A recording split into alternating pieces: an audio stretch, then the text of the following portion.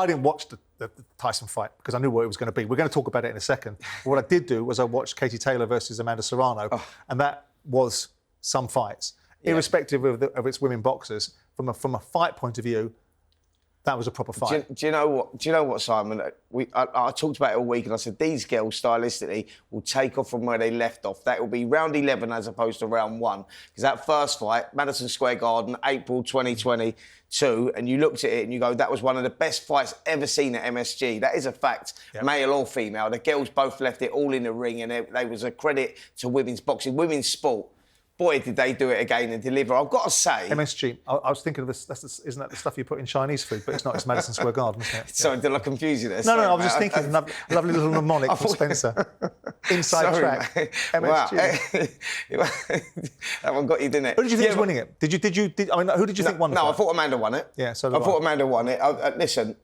I'm taking nothing away from Katie because that girl delivers and she puts it all on the table. First round, she was hurt badly, and she's got that will and that grit. She's got that superstar. She's got a champion mentality. Champion's mindset, champion's mentality, and they dug in. I mean, it was a great fight. And it was one of them subjective scoring. I thought Amanda won it by a round or two, but.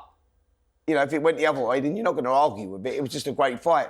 I mean... Well, the curious thing for me is I thought Serrano nicked it. Yeah, right? I did.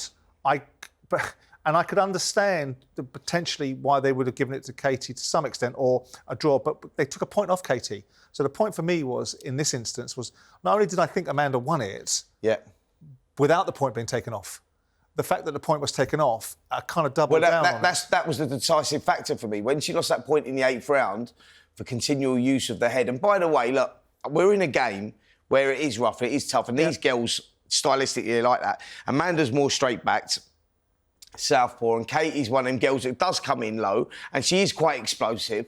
And it was like, you go, was it intentional headbutting? I'm not sure it was intentional. I just think stylistically that's the way Katie fights. But Serrano's corner were very strong on it. Very strong. And then Serrano herself, you know... She's apologised, by the way, since then. Has she? Amanda has, yeah. She said, like, heat of the moment stuff, you know, I respect. She said, like, yeah, you know, Katie was coming in low, but I don't think it was intentional.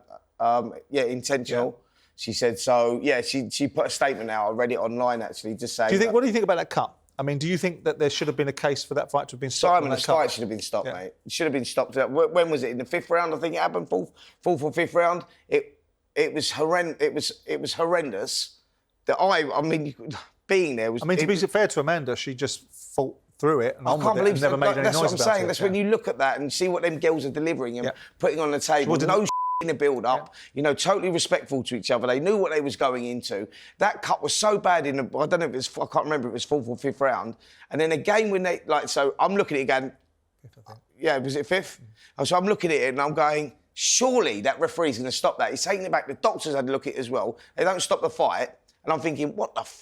Like, you could see the skin flapping, literally. Then in the 8th round, when they had the clash of heads on it again, Simon, so the cut was like, it was like a pair of lips on her eye, really. It was horrendous. Yeah. But then it cut again on the inside, so you could see the circle on the... So where the second clash, and I went, surely now the ref has to do the right thing here.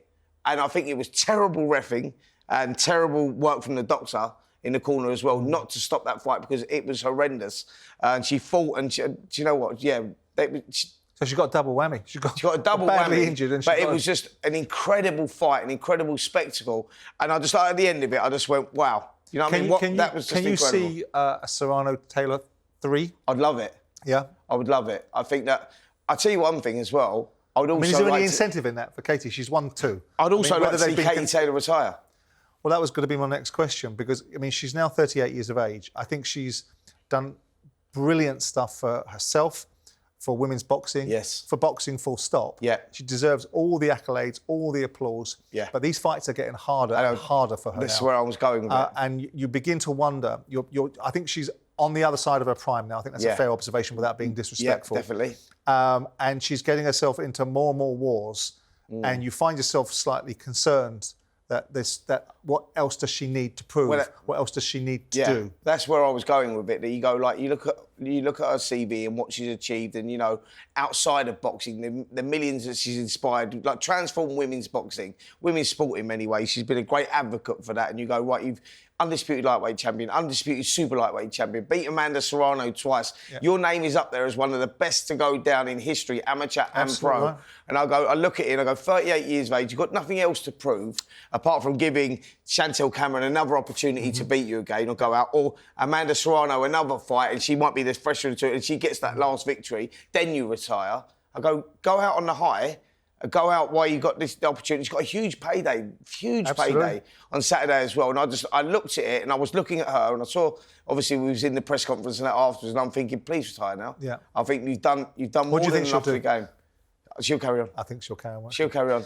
And it'll be either Chantel Cameron free or Amanda Serrano free. That's where she is. It'll be interesting to see what guidance she gets from Eddie. I mean, obviously, if you look back over the years and people like Jane Couch will be looking down now, or looking across, so not down, at women's boxing saying, you know, I started a lot of this. You know, people weren't paying attention to this particular sport with us in it. And now look at the superstar status of people like Katie Taylor. And it'll be interesting to see what Eddie advises her to do, because he was very robust about certain observations he made after the fight. He had a little dig at you, didn't he? Oh, yeah, whatever. I don't. Yeah, me and Oscar de la Hoya, wasn't it? Yeah, absolutely. Wonderful. Yeah. But what Not I did, bad company to be fair. Well, listen, golden boy. I mean, albeit I've seen some of his activity in women's underwear, so perhaps I don't want that comparison. But what was interesting?